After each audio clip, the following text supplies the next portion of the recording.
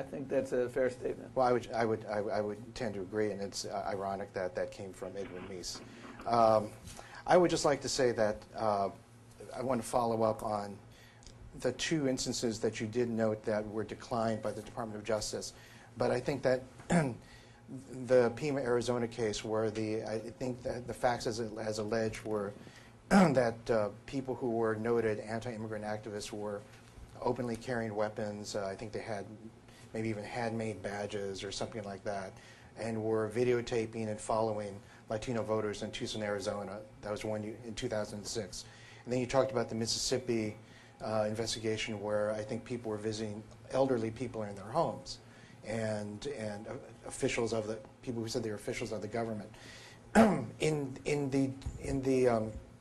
One of the points that I've made in this investigation is that this is not really an investigation. This is really just someone's decision to retry the new Black Panther Party case, because we have not, despite my many attempts to bring up Pima, Arizona, Mississippi, Philadelphia 2003 mayor's race, the misleading voter reg thing in Orange County in 2004, and other instances during the previous administration, we have not really seen any attempt to understand what goes into an 11B decision to prosecute or not to prosecute. Was there anything in the records with regard to why in 2006 and 2007 those two specific incidents which somehow did make it up to the Justice Department versus these other ones which apparently maybe died at the U.S. Attorney level, as to why those were not prosecuted? I think the political leadership of the prior administration Civil Rights Division would be in the best position to explain why they chose to decline prosecution. There were no notes, there were no records. In the Pima case and in the Mississippi case. And again, I illustrate these to simply make the point that you can look at a set of facts, and people of good faith can draw different conclusions from sets of facts. Okay, thank you. Commissioner Melendez. I'll yield my time to Mr. Yaki. I'll carry it over. I'll take it over the next round. Okay. Commissioner Harriet. Thank you. Morning. Thanks for coming here. Good morning. My pleasure. I just got just a few questions, and they mainly focus on a statement that you made before the House subcommittee. But let me just, preliminary to those, let me ask you some questions about 11B. Like under 11B, how many persons must be intimidated or threatened or coerced, because all three of those are in the statute, in order to state a cause of action? There's no number specified. And nobody actually has to be intimidated at all. They can just be an attempt, right? There is an attempt provision in the statute, that's correct. And it covers not just intimidating or threatening or coercing voters, but persons who are aiding and assisting voters. That's correct. And that would include election judges? That would include election observers, anybody in the process who is aiding voters. Persons like Bartle Bull? In theory. Yeah, in theory. Okay. And no weapon is required? That's correct. Right. Okay. Although there are cases that have been declined where weapons were there. There are cases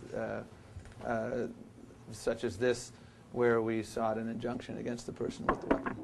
Okay. On your testimony, this is the testimony before the House Subcommittee on the Constitution, Civil Rights, and Civil Liberties, December 3rd. I'm sure you remember it. And you got some questions about the new Black Panther Party case. And I was particularly interested in your statement about Rule 11. Let me just quote you here.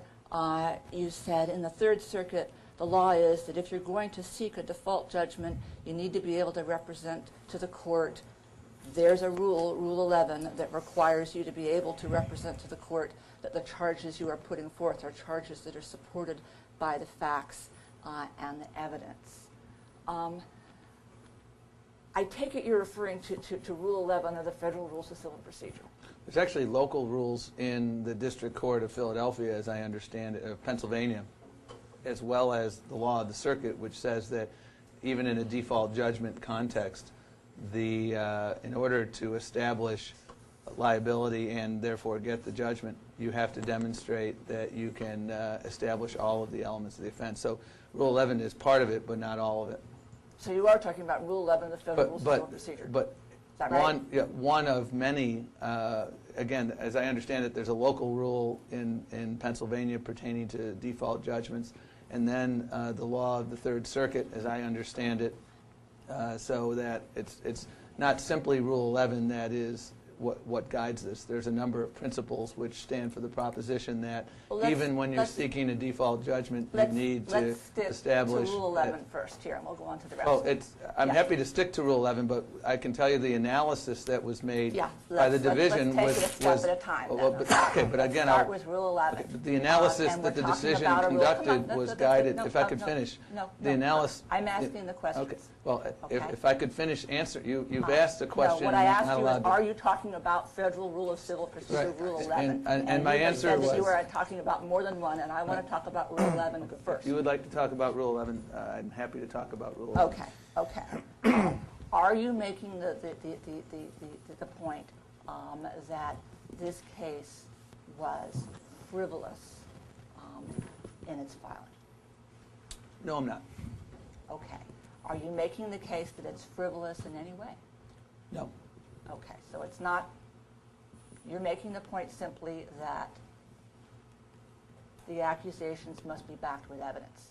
We must be able, whether the defendant is pro se, whether the defendant doesn't show up, or whether the defendant is represented by the biggest firm in town, we have to be able to demonstrate to the court in order to obtain a judgment that we have established the elements of the offense. And in this case, 11B, with the high bar that I have articulated and the courts have articulated, we must prove that in this case. That's what we had to show. But of course that's true. Any lawyer would know that's true. That's always true in any case. What's special about this one? Well, actually, there have been a number of people who have made the claim that nobody showed up. You can just go into the court and get whatever you want. No. And the point, well, actually, with all due respect, I'm a we have remedies heard that. teacher. This is what I do for a living. I teach remedies. Well- If a student came to me and wrote on an exam that because there was a default here, that there is some problem, there's some difficulty in getting the judgment, I would flunk them. This is not a tough case here. Of course the Third Circuit wants more than simply attorneys who have won by default to do more than just waltz into court and say, here, sign this. Commissioner Harriet, we're going to have to follow up with your line of questionings on the second round. Commissioner Kirsnow? Good morning, Mr. Perez. Thanks for Good morning, coming. sir.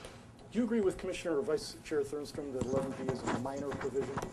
I don't agree. I don't think there's any minor provision of the Voting Rights Act, but it is. I think what was implicit in her statement was not that it was minor, but that when you look at the panoply of provisions under the Voting Rights Act that have been enforced over the course of years, there is a relative paucity of cases under Section 11B. Right. Precisely, thank you. But voter intimidation is not unimportant, in other words. I completely agree, and we prosecuted a case from election night in New York City where people violently assaulted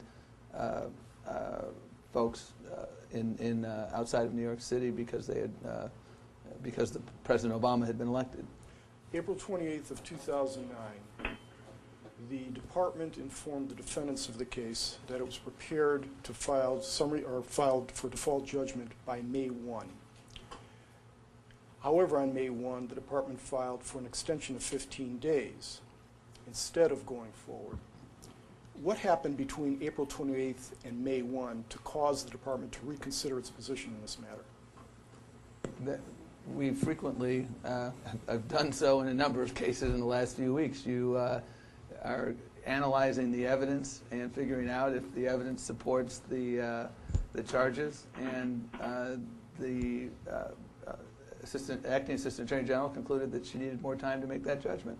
So she asked for 2 more weeks and got it from the court.